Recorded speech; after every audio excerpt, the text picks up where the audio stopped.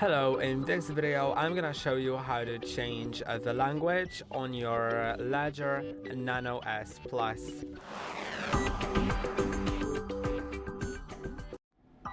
To change language to a different than English, you'll need to use the app, the LEDGER Live app, either on your desktop or on your Android device.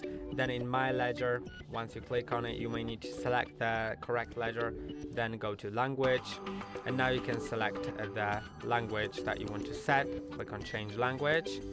Now approve installing language on the device. It'll process it shortly, and now you can see it's applied. Now if you want to switch it to English, then it's a bit easier, because all you'll need to do is press and hold on both buttons at once to open the control center, then go to settings. Now go to the general settings, go to language, and now you can set it to English. So it's a bit easier to do it with switching back to English, but for other ones you'll need to use the app. And I hope that this video was helpful. Don't forget to like and subscribe. See you in the next one.